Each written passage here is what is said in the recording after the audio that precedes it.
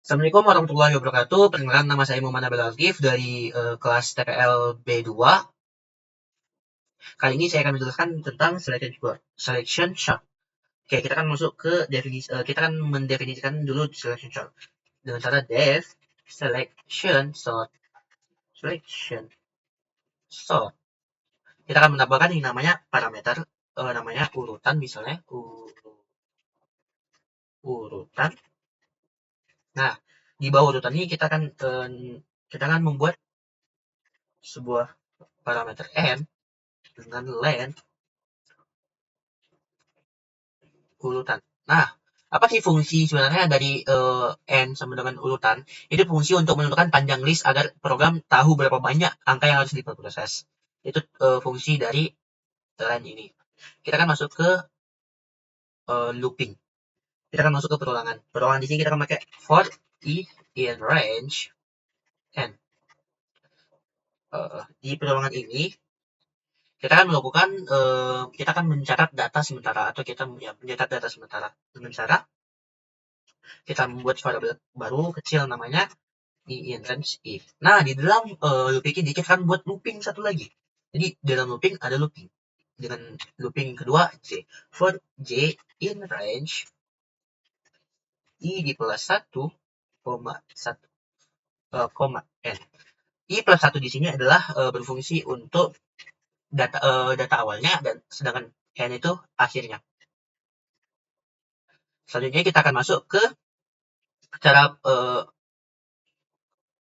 gimana fungsi pertukaran, gimana. Ini kan namanya selection chart. Jadi kita akan masuk ke menyeleksi data itu. Kita akan memilih data itu yang dari awalnya. Kita akan memilih data terkecil, kita ubah ke urutan pertama. Bisa kita lanjut selanjutnya gitu lah. Jika urutan J itu kecil dari urutan kecil, gimana bahasanya? Ini cuma nama doang sih. Kecil, angka kecil misalnya, angka kecil.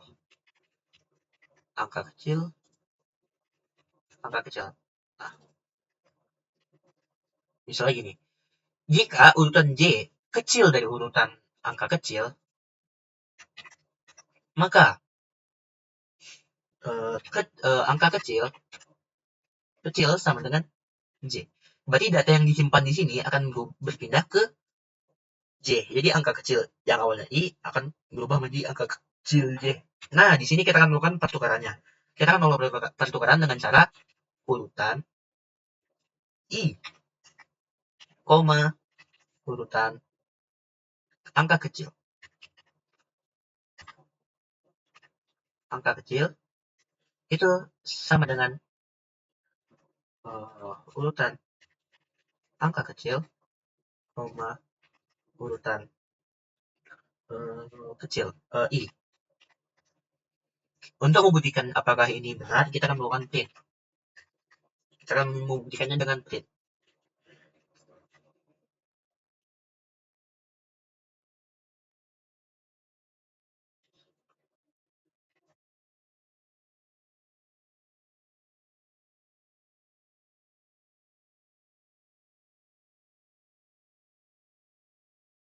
Nah, programnya sudah selesai.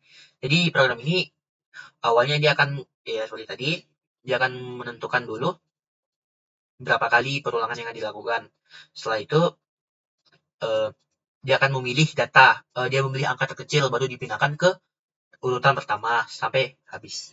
Kita akan membuat datanya, misalnya data sama dengan 1, 4, 5, 2, sama 3.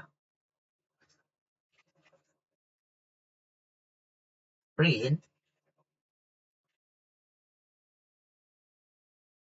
data awal itu, data sama ada data akhir, kita akan masukkan ke selection short data. Nah, coba kita play. Wait. Maaf tadi ada kode sebelumnya. Nih. Nah, di sini dia kan kode awalnya 1, 4, 5, 2, 3. Kita kan buat urutannya jadi awal kode paling kecilnya 1, jadi dia tetap 1, 4, 5, 2, 3. Selanjutnya kode yang terkecil kedua adalah 2. Dia kan menukar 2 ini ke posisi 2. Misalkan tadi I plus 1. Jadi 2 ditukar dengan 4, bukan dipindahkan, ditukar. Nah, jadi 4 di 2, 2 di 4. Jadi 1, 2, 5, 4, 3. Selanjutnya begitu juga. 1, 2, 3 kan selanjutnya 3 ditukar dengan 5. 1, 2, 3, 4, 5. Nah, dari sini kan kita lihat. Di sini kodenya sudah benar, sudah terurut. Tapi program ini akan tetap mengecek dari angka terkecil sampai angka terbesar. Jadi berapa di sini 1, 2, 3, 4, 5. Ada 5 variabel di data. Jadi dia akan memakai syarat sampai ke 5 kecek baru program ini akan selesai. Nah, untuk analisis kemampuannya, selection chart itu gimana ya? Dia memiliki time complexity. Dia kompleks time-nya kurang.